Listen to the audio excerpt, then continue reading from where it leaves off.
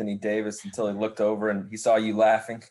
I'm just wondering, what was your reaction to that play?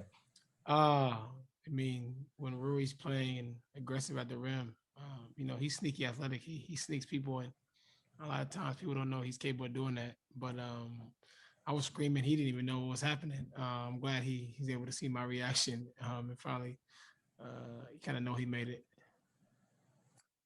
And you're now only 5 triple doubles behind the all-time record, Oscar Robertson. How aware are you of how close you're getting, and just what are your thoughts as you get close to a record that stood for 47 years? You know, as like I've always said, I don't take this game for granted. I don't take the opportunity to be able to play for granted. And when I get on the floor, I give everything I have until I don't have nothing left in the tank. And just being in a conversation with guys like Oscar is a blessing in itself, man. I'm just super honored to be able to have something like that in reach. Ava. Russ, what can you say about the kind of scoring by committee that you guys did tonight? You obviously got big minutes from Alex, big minutes from Ish Smith, just guys who are kind of stepping up who aren't always in the spotlight. Yeah, I mean, it's good, man. We have so many guys that work they tail off, when they're not playing. Guys like Hutch, who hadn't played in a while, did a great job tonight. Just having so many people impact the game, makes my job a lot easier. And my job is to make sure I can make the game easy for those guys. And tonight, they did an amazing job of just having an imprint on the game. Fred.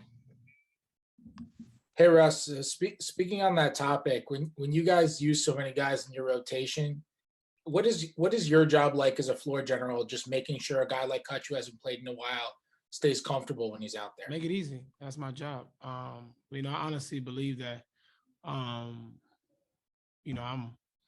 if not, I feel like I'm one of the best playmakers in this league for many reasons, just because I'm able to make sure I can make my teammates better. And that's a part of my job as a leader. And as a point guard, you got to better make others around you better. And I take so much pride in doing that every night, regardless of who's on the floor, regardless of who it is. I try to utilize what they do best, think the game, understand the game, and make sure that I can help those guys out any way that I can.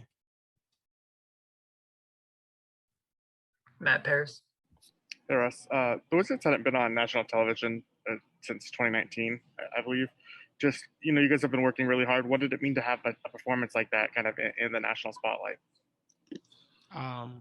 We've been playing like this for a minute, with social media and everything, everybody can see what you're doing if you're doing what you're supposed to be doing. That's how I feel. If it's on national TV or not. If we're playing the way you're supposed to be playing, then people catch notice.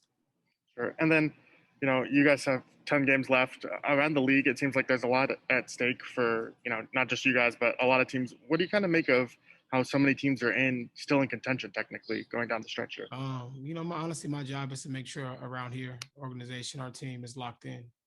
We focus on one game at a time and take care of business. And then at the end of the year, we see where we end up. Thanks. DA. Russ, they came into the game number one in defense, and you guys had a lot of balance tonight. I think Brad had 27, but a lot of guys contributed. Did that feel like a playoff type of game in terms of a really good defense trying to take your primary away, and you all having to depend on other guys?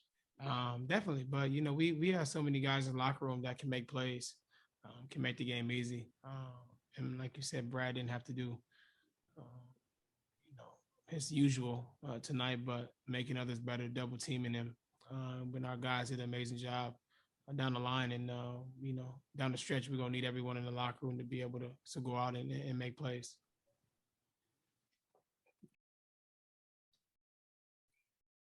Alex.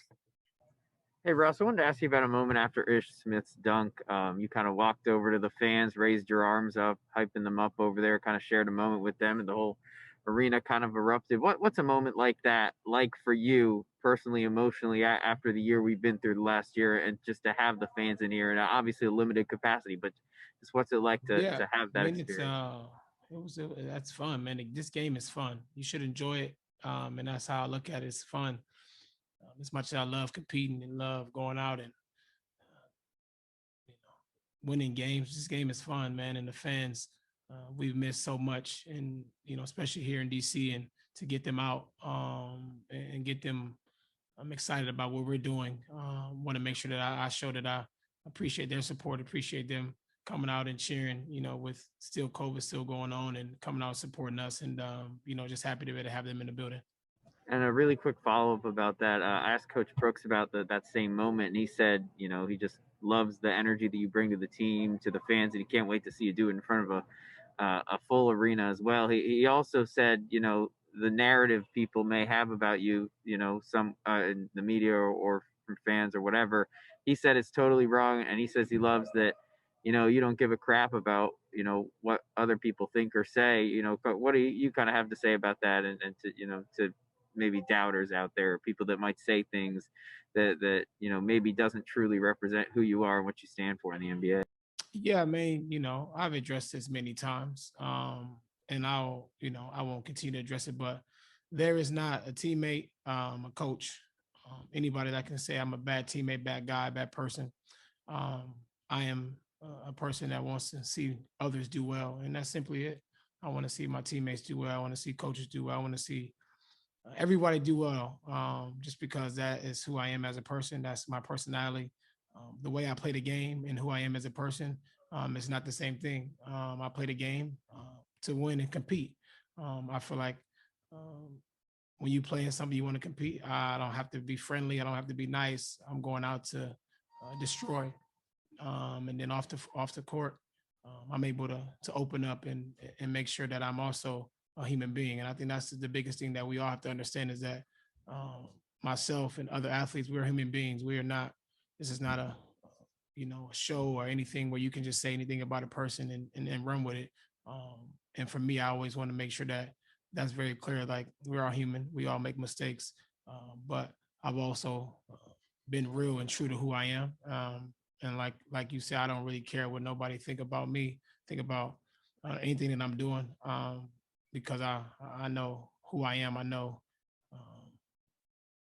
what I'm on this earth to do, and that's to be able to help serve others, to be able to help my community, to be able to use this platform to be able to share across the world and be a positive influence to role models. And that's what I'll continue to do. Thanks, Russ. Yeah. All right, last question to Neil. Hey, Russ, a question not about the game, but about your upcoming documentary, Tulsa Burning. When did you first get involved with that, learn about that, want to get, that out there? And what do you hope people will take away from it? Well, I was in Oklahoma for 11 years or so, and I was able to visit Tulsa and able to kind of understand at the time Black Wall Street, where it was at, what it meant to Tulsa, what it meant to African American communities across the world. And I was just in shock that nobody's told the story and told it the right way. So I was super lucky and blessed to be able to partner and with Stanley Nelson and come up with the film Tulsa Burning. And I'm so excited about it. Blessed that history picked it up and is going to show the world exactly what happened. But not just that, it allows us as people to understand how important our history can shape our future. And, I'm excited